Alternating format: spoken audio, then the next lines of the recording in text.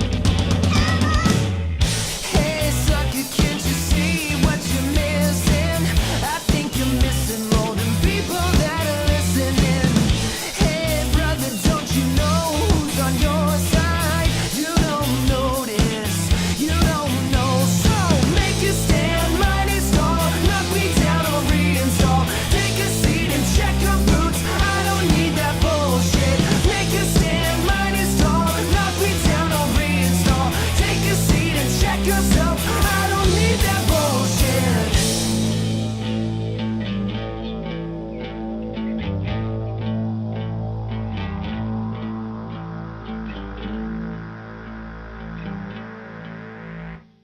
Welcome to PDX Spotlight. I'm your host, Luke Neal, and on this episode, we are coming to you live from Vault 111.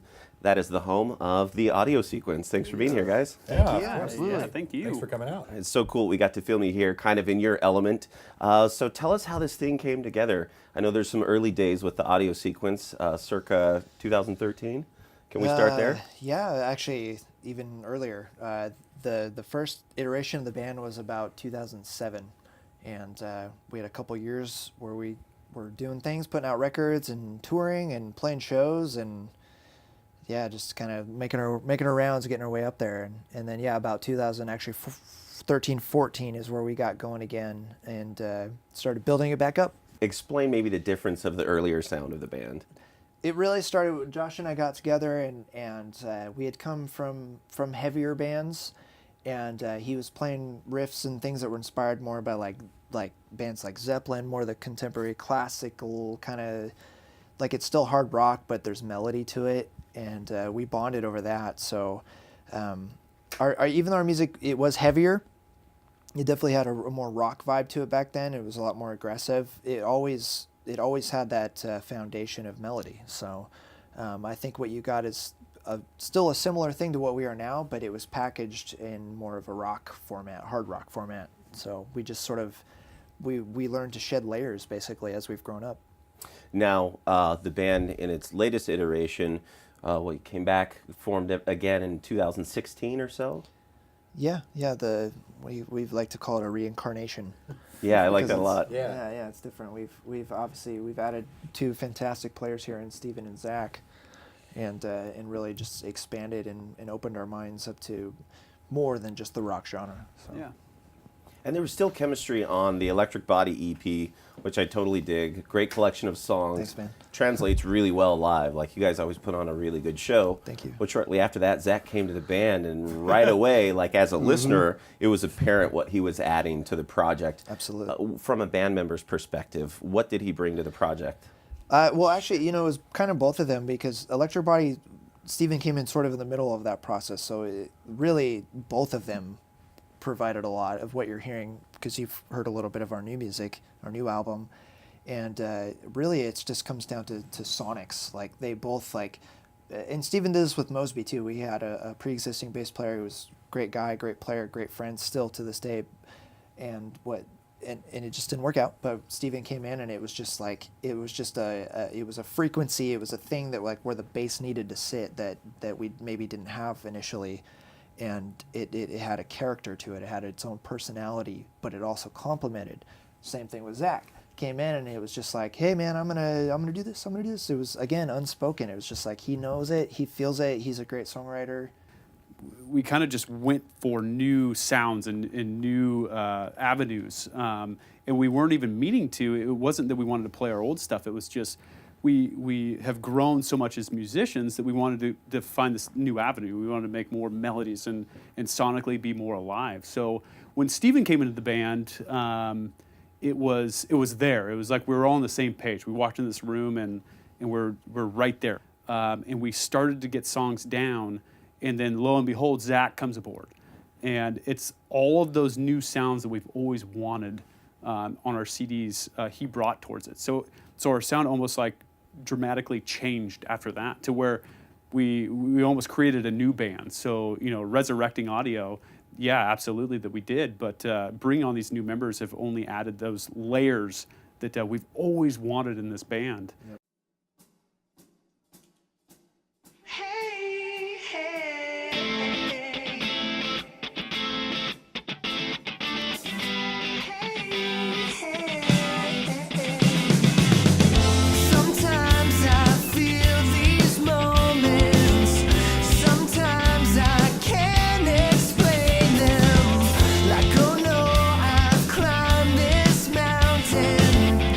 Oh no, I can't.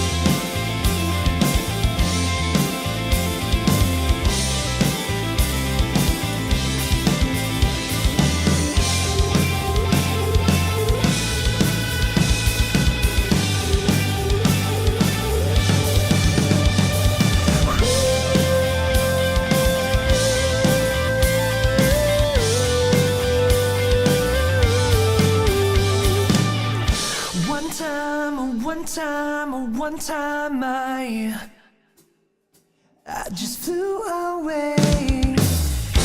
One time, one time, one time I just flew away. Yeah. If one time you could do this right, well, this time a better man might tell. I don't even think so, lady. I don't even think so, killer. Too bad it's a one-man track. Well, this time a better man might tell. I don't even think so, lady. I don't even think so.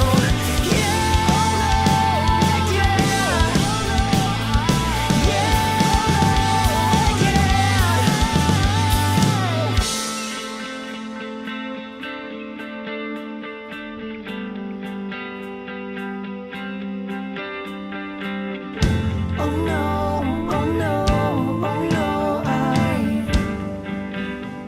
just flew away. Oh no, oh no, oh no, I just flew away. Yeah,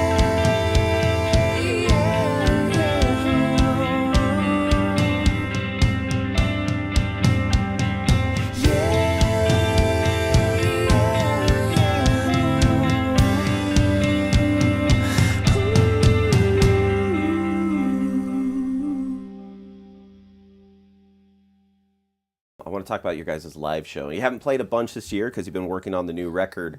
But now, having Zach as that support, I want to ask you, Travis, you're not playing guitar as much, you're not pulling double duty as much. What does that allow you to do as a frontman for this group?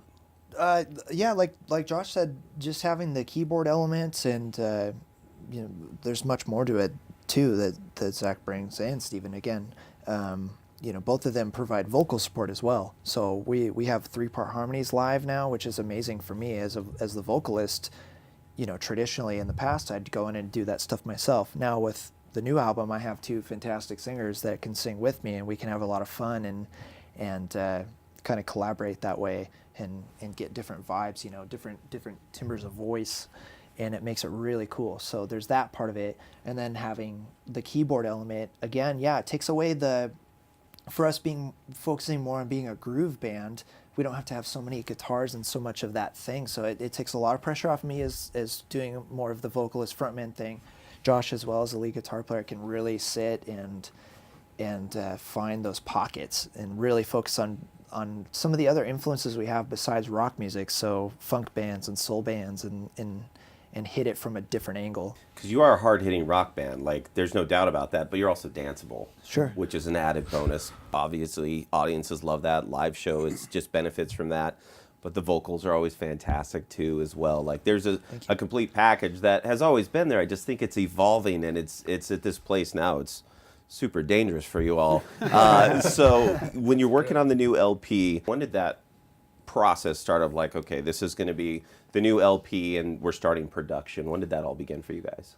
We're sitting on almost exactly a year. So the process of us deciding that even we wanted to go back and do an LP, because it was basically back to back after finishing the Electric Body EP. We kind of we Zach and I started really gelling with the other guys, and we all kind of just decided together. It's like, no, that was what decided it. It was like, this is feeling really good. Yeah, Let's do this. We have more to, like, this isn't everything that we have. Like, we are at a place where we have a lot more that we need to get down. We need to get people to hear it, and and so when we decided to go into the studio, one of the things that Travis and I think we both pulled from a previous band was we came up with this idea called the filter, where we take every one of our songs and we listen to them and we play them and we really ask, does everything that's on that song, does it need to be in there? What else can we add to it? And so since we weren't ever pressed for time, because we never set hard barriers like we need to get this done by December, going in November. It's been a year, so obviously we didn't really push ourselves too hard. But since we didn't do that, it gave us a lot of time to sit and go back and do another vocal session, or Does that keyboard need to be there? We really focus on layers and yeah, I mean, how many parts? You rewrote a bunch of parts and retracked and dropped new samples, and lyrically too, it was nice. It was like the foundation was there, but I was able to I've never done that. I did drafts of lyrics. I've never done that before. Nice. Which was cool. Yeah, the production on the new stuff is, I want to say it surprised me in a lot of ways, but it didn't, because I know you guys have a bunch of just amazing ideas, but it leans production-wise to a place I don't think you guys have been before.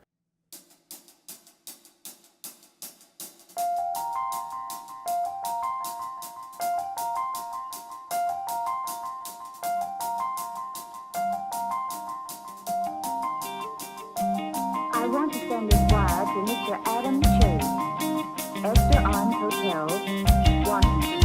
Open up and see right through it, tangled up and through, we're reaching up, and I don't see the light of day, I don't. So give me just one good reason now for pushing on to stay the course, or right the ship, take the hit, or make a play for change.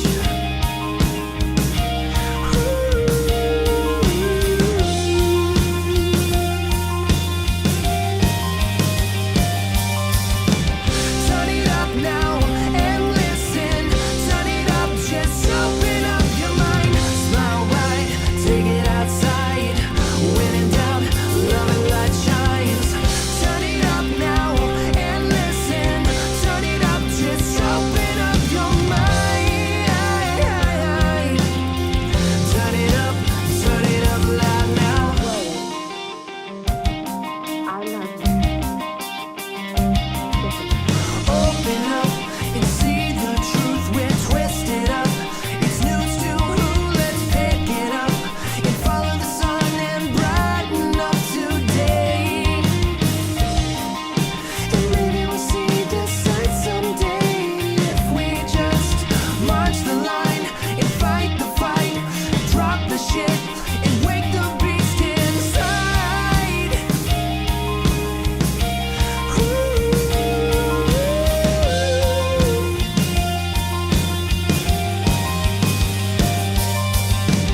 Turn it up now and listen. Turn it up, just open up your mind. Smile wide, take it outside. When in doubt, love and light shines. Turn it up now and listen. Turn it up, just open up your mind. Turn it up loud now. Just open up your mind, open up your mind.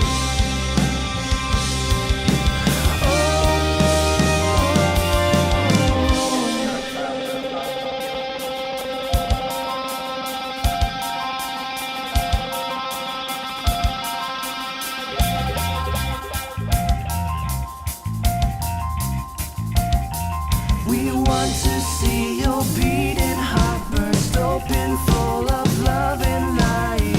Ignite the fight, turn to something beautiful. We want to see your beating heart burst open, full of love and light. Ignite, yeah. Turn it up now and listen. Turn it up, just open up your mind. Smile wide, take it outside.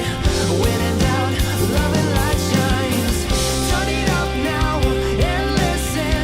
Turn it up, just open up your mind.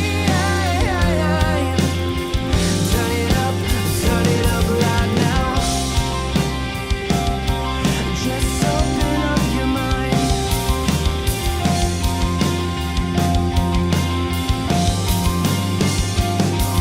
We want to see your beating heart burst open, full of love and light.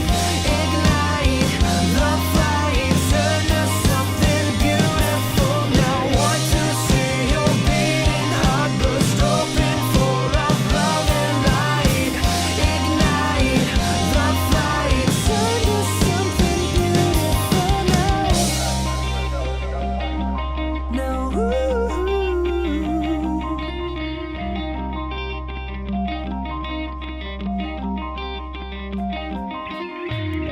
I'm never gonna dance again. Guilty feet have got no rhythm, so it's easy to pretend. I know you're not a fool.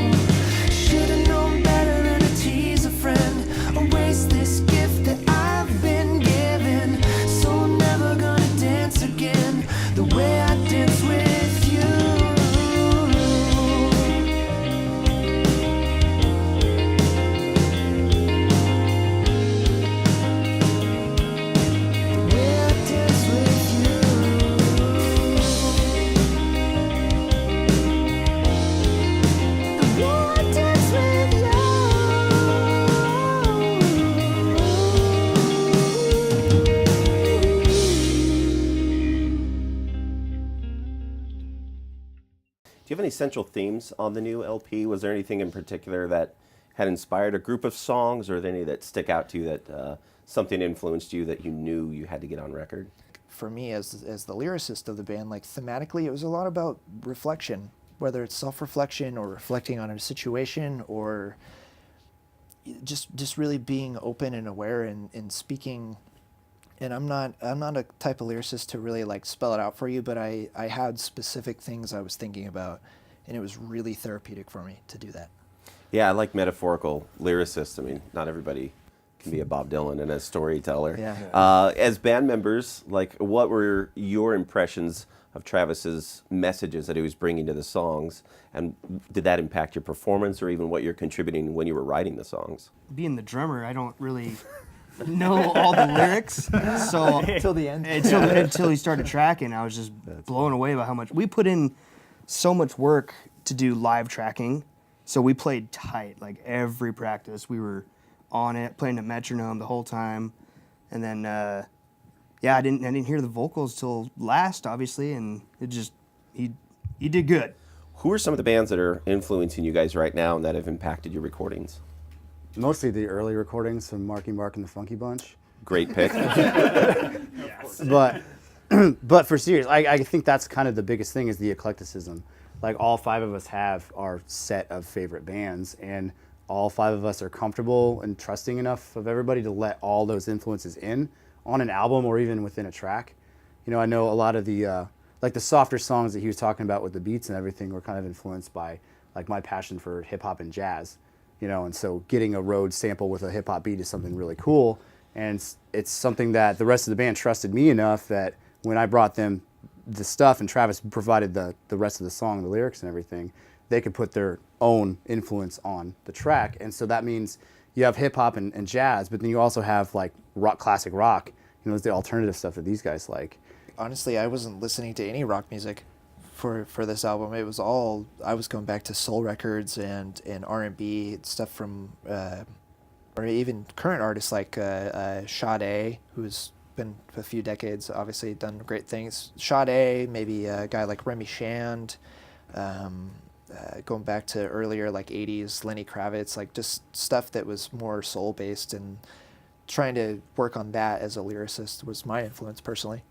And as you and Zach were working on the new songs, like, you know, you've got something that's a little jazz, a little hip hop. Yeah. We reference like D'Angelo and like Yeah. and, Oh, like, that's great, yeah. Backstreet and like a lot of like 90s stuff.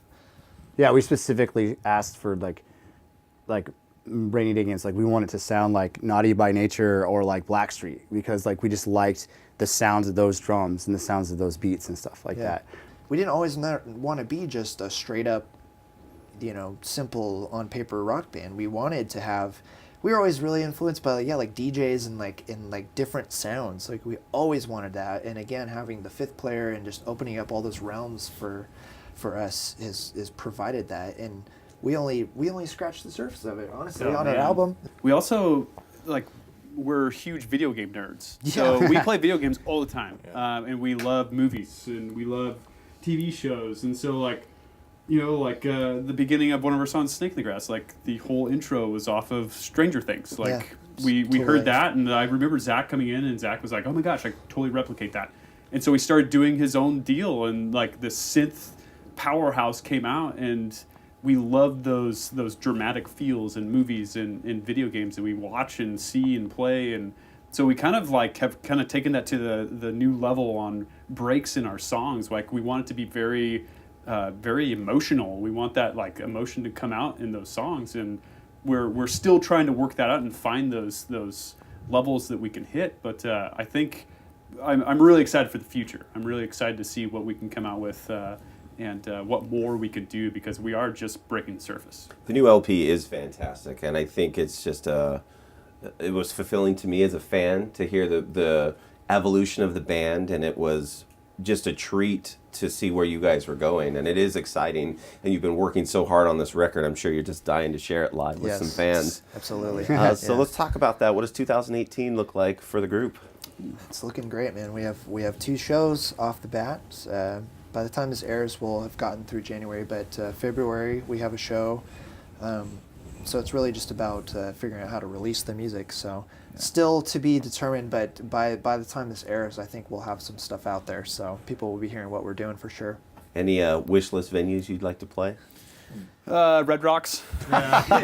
Always Red Rocks. Madison Square Garden. Yeah. The We'd love Budokan, to- you know. We'd love to head out to Mississippi Studios and Yeah. do Absolutely. expand the venues that we play, because I think that there's certain venues that are always more welcoming to certain types of music, and I think that we're so excited and we're so ready, and we've spent so much time doing what we think is really the hard work that we're hoping will pay off tenfold. And so I think we're brimming with excitement to share the experience that we've had together with other people, and we hope that they have the same reception that we have to going through the experience. Also with other bands too. I mean, that's the other thing is we're not only venues that we're excited to play at, but other bands. Like we're a good group of family. Like that's what we want out of the Portland music scene, and we want to be able to collaborate with other bands. And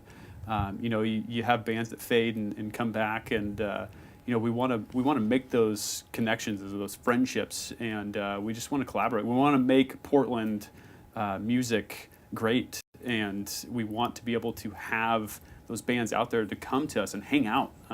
We're always willing to have bands come out, hang out with us. We bands that are just starting out, we would love to give you advice or throw you on a bill. Like we're not better than anyone else out there, and that's I think one of the greater things that we've done is we don't hold ourselves up to this high standard that we're the best and we're the only best in Portland. There's a lot of great musicians, a lot of great bands out there, and we want to be a part of that. We want to help them, have them help us, and collaborate.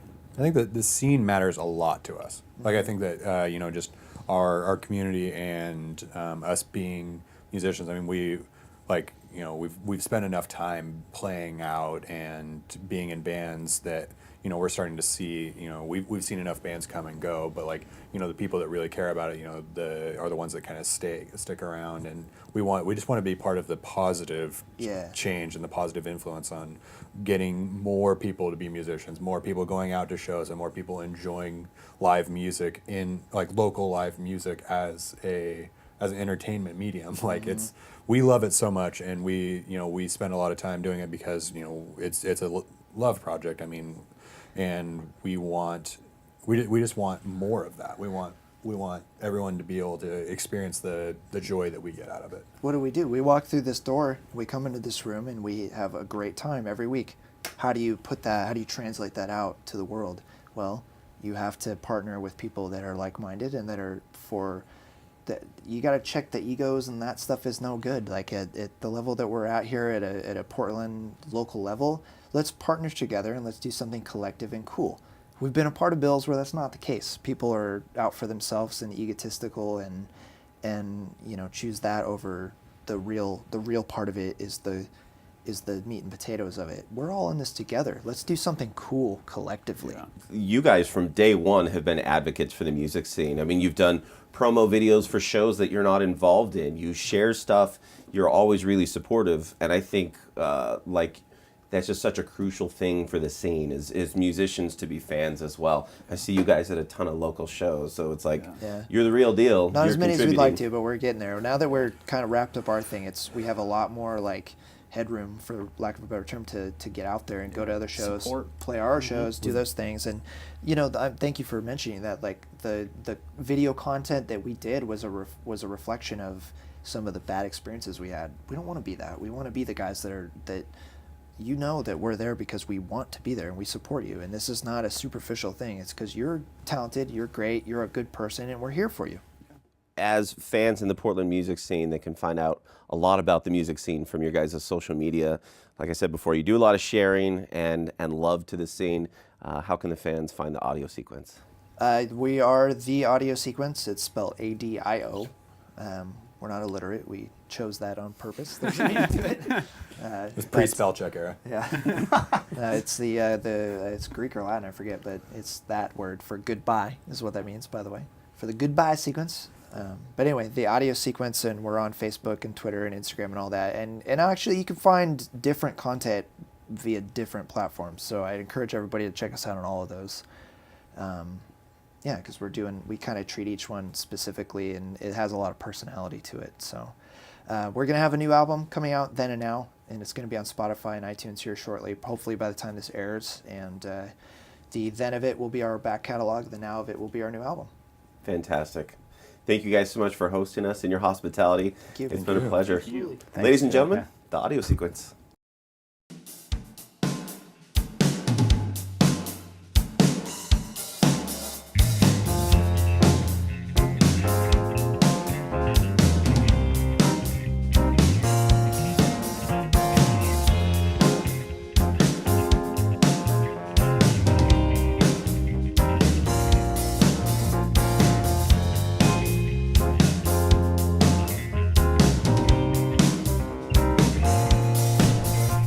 I woke up this morning thinking I am truly alive. It feels like the first time that I've ever opened my eyes. I just got this feeling and it feels so right. It's picture perfect magic before me. While you have it, I may not have a dime at least. I'm lucky, and I'm counting on my lucky stars and making the most of them. And it's lucky. My blessings are the little things that are knocking. It's knocking at my front door. Ooh, yeah, yeah, yeah, yeah. I stepped out the door today. The colors, they were divine. Deeper blues and richer reds. Those greens, oh my. I just got this feeling lately. I can't explain. No, I can't. It's picture perfect magic before me. While you have it, I may not have a dime at least. I'm lucky, and I'm counting on my lucky stars and making the most of them. And it's lucky. My blessings are the little things that are knocking. It's knocking at my front door. Oh yeah, yeah, yeah. And if we aren't happy, then we are living. Yeah, yeah. Ooh.